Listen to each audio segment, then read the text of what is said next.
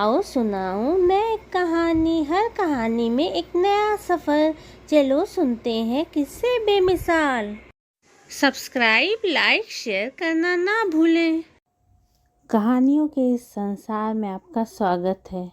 आइए सुनते हैं आज कहानी मुंशी प्रेमचंद की लिखी हुई कुसुम।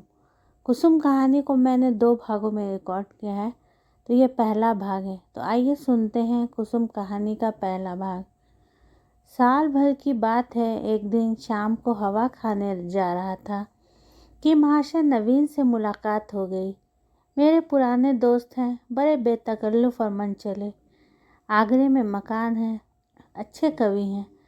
उनके कवि समाज में कई बार शरीक हो चुका हूँ। ऐसा कविता का उपासक मैंने नहीं देखा। पेशा तो वकालत, पर डूबे रहते हैं काव्य चिंतन में। आदमी ज़हीन है, मुकदमा सामने आया और उसकी तह तक पहुंच गए, इसलिए कभी कभी मुकदमे मिल जाते हैं, लेकिन कचहरी के बाहर अदालत या मुकदमे की चर्चा उनके लिए निषिद्ध है। अदालत की चारदीवारी के अंदर 4-5 घंटे वह वकील होते हैं। चारदीवारी के बाहर निकलते ही कवि हैं सिर से पांव तक। जब देखिए कवि मंडल जमा है, कवि चर्चा हो रही है, रचनाएं सुन रहे हैं, मस्त होकर झूम रहे हैं, और अपनी रचना सुनाते समय तो उन पर एक तल्लीनता से छा जाती है। कंठ स्वर भी इतना मधुर है कि उनके पदवान की तरह सीधे कलेजे में उतर जाते हैं। आध्यात्म में माधुर्य की सृष्टि करना, निर्गुण में सगुण की बहार दिखाना उनकी रचनाओं की विशेषता है। वह जब लखनऊ जाते हैं, मुझे पहले सूचना दे दिया करते हैं। आज उन्हें अनायास लखनऊ में देखकर मुझे आश्चर्य हुआ। आप यहाँ कैसे, कुशल तो हैं? मुझे आने की सूचना तक न दी। बोले, भाईजान, एक जंजाल में फंस गया हूँ, आपको सूचित करने का समय न था। फिर आपके घर को मैं अपना घर समझता हूँ। इस तकल्लुफ़ की क्या ज़रूरत है कि आप मेरे लिए कोई विशेष प्रबंध करें? मैं एक ज़रूरी मामले में आपको कष्ट देने आया हूँ। इस वक्त की सैर को स्थगित कीजिए और चलकर मेरी विपत्ति कथा सुनिए। मैंने घबराकर कहा, आपने तो मुझे चिंता में डाल दिया। आप और विपत्ति कथा, मेरे तो प्राण सूखे जाते हैं। घर चलिए, चित्त शांत हो तो सुनाऊं। बाल बच्चे तो अच्छी तरह हैं? हाँ, सब अच्छी तरह हैं, वैसी कोई बात नहीं। तो चलिए रेस्तरां में कुछ जलपान तो कर लीजिए। नहीं भाई, इस वक्त मुझे जलपान नहीं सूझता। हम दोनों घर की ओर चले। घर पहुंचकर उनका हाथ मुंह धुलाया, शरबत पिलाया, इलायची पान खाकर उन्होंने अपनी विपत्ति कथा सुनानी शुरू की। कुसुम के विवाह में आप गए ही थे, उसके पहले भी आपने उसे देखा था। मेरा विचार है कि किसी सरल प्रकृति के युवक को आकर्षित करने के लिए जिन गुणों की ज़रूरत है, वह सब उसमें मौजूद है। आपका क्या ख्याल है? मैंने तत्परता से कहा, मैं आपसे कहीं ज़्यादा कुसुम का प्रशंसक हूँ। ऐसी लज्जाशील, सुघर, सलीकेदार और विनोदिनी बालिका मैंने दूसरी नहीं देखी। महाशय नवीन ने करुण स्वर में कहा। वही कुसुम आज अपने पति के निर्दय व्यवहार के कारण रो रो कर प्राण दे रही है।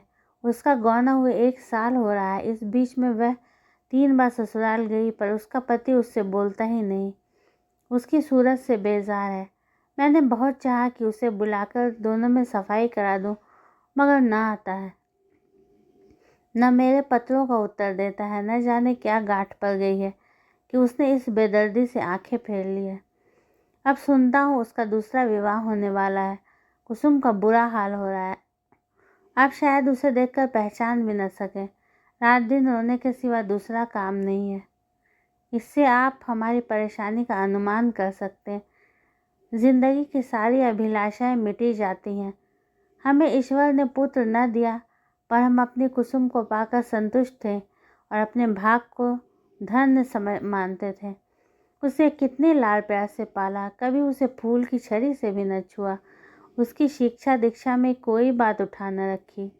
उसने बीए नहीं पास किया, लेकिन विचारों की प्रौढ़ता और ज्ञान विस्तार में किसी ऊंचे दर्जे की शिक्षित महिला से कम नहीं। आपने उसके लेख देखे हैं। मेरा ख्याल है बहुत कम देवियां वैसे लेख लिख सकती हैं। समाज, धर्म, नीति सभी विषयों में उसके विचार बड़े परिष्कृत हैं। बहस करने में तो वह इतनी पटु है कि मुझे आश्चर्य होता है। गृह प्रबंध में इतनी कुशल कि मेरे घर का प्राय सारा प्रबंध उसी के हाथ में था, किंतु पति की दृष्टि में वह पाँव की धूल के बराबर भी नहीं। बार बार पूछता हूँ, तूने उसे कुछ कह दिया है या क्या बात है? आखिर वह क्यों तुझसे इतना उदासीन है? इसके जवाब में रोकर यही कहती है, मुझसे तो उन्होंने कभी कोई बातचीत ही नहीं की। मेरा विचार है कि पहले ही दिन दोनों में कुछ मनमुटाव हो गया। वह कुसुम के पास आया होगा और उससे कुछ पूछा होगा। उसने मारे शर्म के जवाब न दिया होगा। संभव है उससे 2-4 बातें और भी की हों। कुसुम ने सिर न उठाया होगा। आप जानते हैं कि कितनी शर्मीली है। बस पतिदेव रूठ गए होंगे। मैंने तो कल्पना ही नहीं कर सकता कि कुसुम जैसी बालिका से कोई पुरुष उदासीन रह सकता है। लेकिन दुर्भाग्य को कोई क्या करे।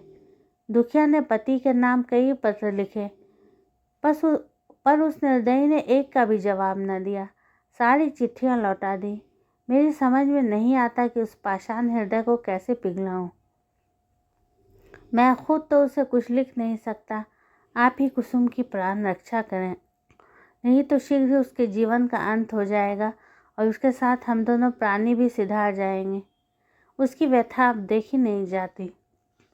नवीन जी की आंखें सजल हो गई। मुझे भी अत्यंत क्षोभ हुआ। उन्हें तसल्ली देता हुआ बोला, आप इतने दिनों इस चिंता में पड़े रहे, मुझसे पहले ही क्यों ना कहा? मैं आज ही मुरादाबाद जाऊंगा और उस लौंडे की इस बुरी तरह खबर लूँगा कि वह भी याद करेगा। बच्चा को ज़बरदस्ती घसीट कर लाऊंगा और कुसुम के पैरों पर गिरा दूंगा। नवीन जी मेरे आत्मविश्वास पर मुस्कुराकर बोले, आप उससे क्या कहेंगे? यह न पूछिए। वशीकरण के जितने मंत्र हैं उन सभी की परीक्षा करूँगा तो आप कदापि सफल ना होंगे। वह इतना शीलवान, इतना विनम्र, इतना प्रसन्न मुख है, इतना मधुरभाषी कि आप वहाँ से उसके भक्त होकर लौटेंगे। वह नित्य आपके सामने हाथ बांधे खड़ा रहेगा। आपकी सारी कठोरता शांत हो जाएगी। आपके लिए तो एक ही साधन है, आपके कलम में जादू है। आपने कितने युवकों को सन्मार्ग पर लगाया है। हृदय में सोई हुई मानवता को जगाना आपका कर्तव्य है। मैं चाहता हूँ आप कुसुम की ओर से एक ऐसा करुणाजनक, ऐसा दिल हिला देने वाला पत्र लिखें कि वह लज्जित हो जाए और उसकी प्रेम भावना सचेत हो उठे। मैं जीवन पर्यंत आपका आभारी रहूँगा। नवीन जी कवि ही तो ठहरे। इस तस्वीर में वास्तविकता की अपेक्षा कवित्व ही की प्रधानता थी। आप मेरे कई गल्पों को पढ़कर रो पड़े हैं। इससे आपको विश्वास हो गया है कि मैं चतुर सपेरे की भांति जिस दिल को चाहूँ नचा सकता हूँ। आपको ये मालूम नहीं कि सभी मनुष्य कवि नहीं होते और न एक से भावुक। जिन गल्पों को पढ़कर आप रोए हैं, उन्हीं गल्पों को पढ़कर कितने ही सज्जनों ने विरक्त होकर पुस्तक फेंक दी है। पर इन बातों का वह अवसर न था। वह समझते थे कि मैं अपना गला छुड़ाना चाहता हूँ। इसलिए मैंने सौहृदयता से कहा, आपको बहुत दूर की सूझी और मैं इस प्रस्ताव से सहमत हूँ। और यद्यपि आपने मेरी करुणोत्पादक शक्ति का अनुमान करने में अतियुक्ति से काम लिया है, लेकिन मैं आपको निराश न करूँगा। मैं पत्र लिखूँगा और यथाशक्ति उस युवक की न्याय बुद्धि को जगाने की चेष्टा भी करूँगा। लेकिन आप अनुचित ना समझे तो पहले मुझे वह पत्र दिखा दें जो कुसुम ने अपने पति के नाम लिखे थे। उसने पत्र तो लौटा ही दिए हैं और यदि कुसुम उन्हें फाड़ नहीं डाला तो उसके पास होंगे। उन पत्रों को देखने से मुझे ज्ञात हो जाएगा कि किन पहलुओं पर लिखने की गुंजाइश बाकी है। नवीन जी ने जेब से पत्रों का एक पुलिंदा निकालकर मेरे सामने रख दिया और बोले, मैं जानता था आप इन पत्रों को देखना चाहेंगे, इसलिए इन्हें साथ लेता आया। आप इन्हें शौक से पढ़ें। कुसुम जैसी मेरी लड़की है वैसी ही आपकी भी लड़की है। आपसे क्या पर्दा। सुगंधित गुलाबी चिकने कागज़ पर बहुत ही सुंदर अक्षरों में लिखे उन पत्रों को मैंने पढ़ना शुरू किया। मेरे स्वामी, मुझे यहाँ आए 1 सप्ताह हो गया, लेकिन आंखें पल भर के लिए भी नहीं झपकी। सारी रात करवटें बदलते बीत जाती है। बार बार सोचती हूँ मुझसे ऐसा क्या अपराध हुआ कि उसकी आप मुझे यह सज़ा दे रहे हैं। आप मुझे झिड़कें, घुड़कें, कोसें, इच्छा हो तो मेरे कान भी पकड़ें, मैं इन सभी सज़ाओं को सहज सह लूँगी, लेकिन यह निष्ठुरता नहीं सही जाती। मैं आपके घर 1 सप्ताह रही। परमात्मा जानता है कि मेरे दिल में क्या क्या अरमान थे। मैंने कितनी बार चाहा कि आपसे कुछ पूछूं, आपसे अपने अपराधों को क्षमा कराऊं, लेकिन आप मेरी परछाई से भी दूर भागते थे। मुझे कोई अवसर न मिला। आपको याद होगा जब दोपहर को सारा घर सो जाता था तो मैं आपके कमरे में जाती थी और घंटों सिर झुकाए खड़ी रहती थी, पर आपने कभी आंख उठाकर न देखा। उस वक्त मेरे मन की क्या दशा होती थी इसका कदाचित आप अनुमान न कर सकेंगे। मेरी जैसी अभागिनी स्त्रियाँ इसका कुछ अंदाज कर सकती हैं। मैंने अपनी सहेलियों से उनकी सुहागरात की कथाएं सुनकर अपनी कल्पनाओं में सुखों का जो स्वर्ग बनाया था उसे आपने कितनी निर्दयता से नष्ट कर दिया। मैं आपसे पूछती हूँ कि आपके ऊपर मेरा कोई अधिकार नहीं है। अदालत भी किसी अपराधी को दंड देती है तो उस पर कोई ना कोई अभियोग लगाती है, गवाहियाँ लेती है, उनका बयान सुनती है। आपने तो कुछ पूछा ही नहीं। मुझे अपनी खता मालूम हो जाती तो आगे के लिए सचेत हो जाती।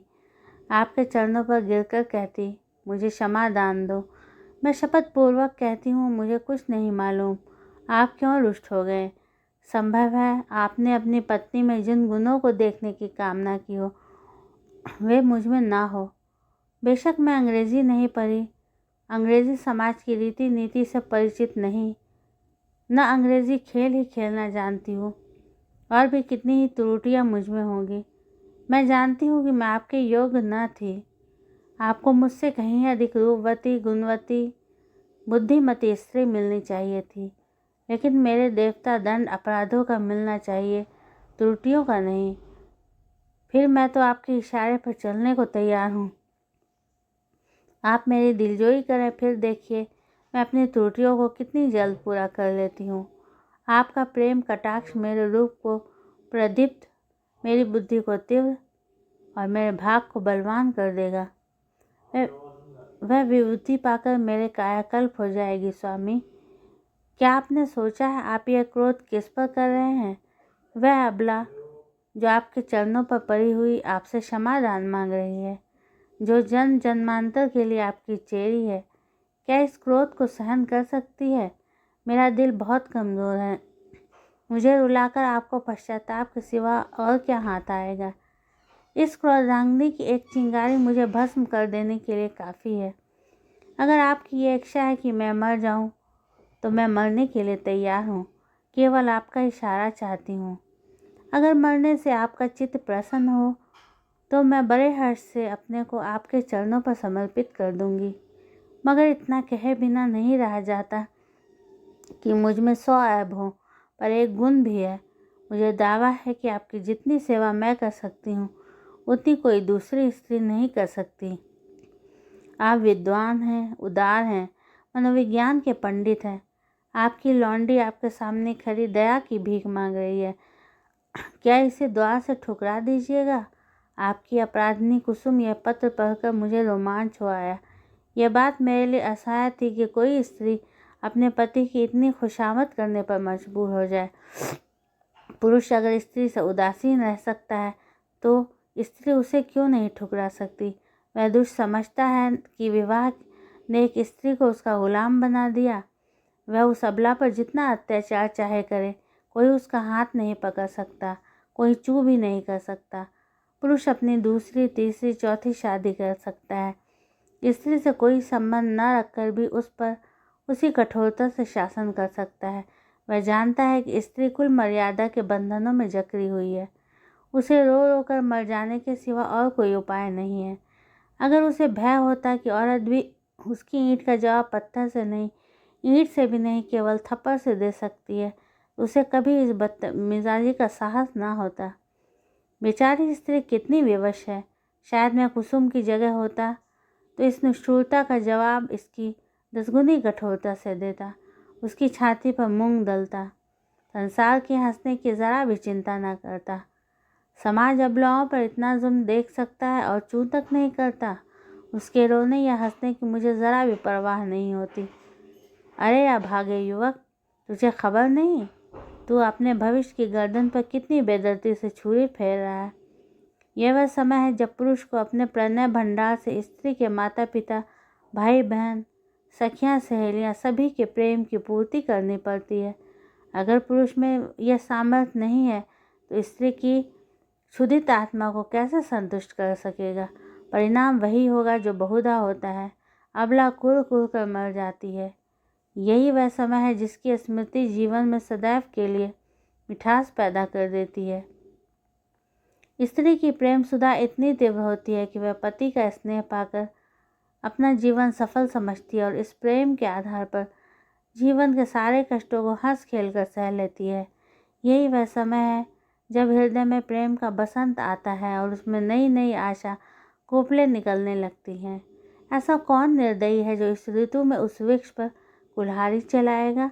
यही वह समय है जब शिकारी किसी पक्षी को उसके बसेरे से लाकर पिंजरे में बंद कर देता है। क्या वह उसकी गर्दन पर छुरी चलाकर उसका मधुर गान सुनने की आशा रखता है। मैंने दूसरा पत्र पढ़ना शुरू किया।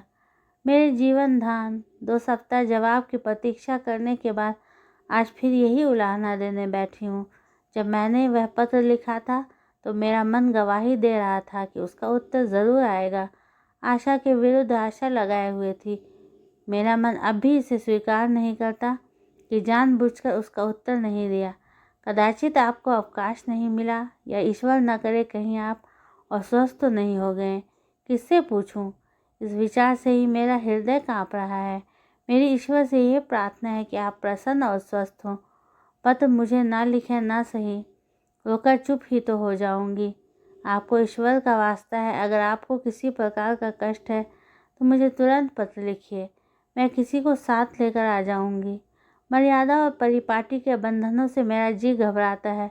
ऐसी दशा में भी यदि आप मुझे अपनी सेवा से वंचित रखते हैं तो आप मुझसे मेरा ये अधिकार छीन रहे हैं जो मेरे जीवन की सबसे मूल्यवान वस्तु है। मैं आपसे और कुछ नहीं मांगती। आप मुझे मोटे से मोटा खिलाइए, मोटे से मोटा पहनाइए, मुझे ज़रा भी शिकायत ना होगी। मैं आपके साथ घोर से घोर विपत्ति में भी प्रसन्न रहूँगी। मुझे आभूषणों की लालसा नहीं, महल में रहने की लालसा नहीं, सैर तमाशे की लालसा नहीं, धान बटोरने की लालसा नहीं।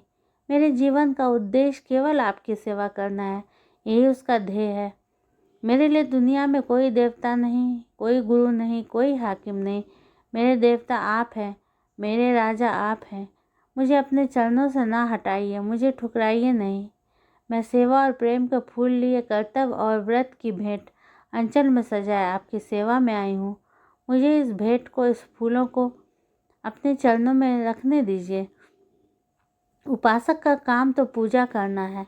देवता उसकी पूजा स्वीकार करता है या नहीं, यह सोचना उसका धर्म नहीं। मेरे सिरताज, शायद आपको पता नहीं आजकल मेरी क्या दशा है। यदि मालूम होता तो आप इस निष्ठुरता का व्यवहार ना करते। आप पुरुष हैं, आपके हृदय में दया है, सहानुभूति है, उदारता है। मैं विश्वास नहीं कर सकती कि आप मुझ जैसी नाचीज पर क्रोध कर सकते हैं। मैं आपकी दया के योग्य हूँ। कितनी दुर्बल, कितनी अपंग, कितनी बेज़बान। आप सूर्य हैं, मैं अनु हूँ। आप अग्नि हैं, मैं तृण हूँ।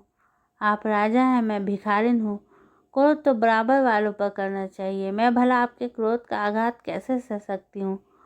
अगर आप समझते हैं कि मैं आपकी सेवा के योग्य नहीं हूँ तो मुझे अपने हाथों से विष का प्याला दे दीजिए। मैं उसे सुधा समझकर सिर और आँखों से लगाऊंगी और आंखें बंद करके पी जाऊंगी। जब जीवन आपकी भेंट हो गया तो आप मारें या जिलाएं, यह आपकी इच्छा है। मुझे यही संतोष काफ़ी है कि मेरी मृत्यु से आप निश्चित हो गए। मैं तो इतना ही जानती हूँ कि मैं आपकी हूँ और सदैव आपकी रहूँगी, इस जीवन में ही नहीं बल्कि अनंत तक। अभागिनी कुसुम। तो ये कहानी का पहला भाग आपको कैसा लगा? अब दूसरा भाग मैं अगली वीडियो में सुनाऊंगी। तो इसी तरह की और कहानी सुनने के लिए सबसे पहले मेरे चैनल को सब्सक्राइब कर लीजिए और मेरी वीडियोस को लाइक शेयर करना ना भूलिएगा। Thanks for watching.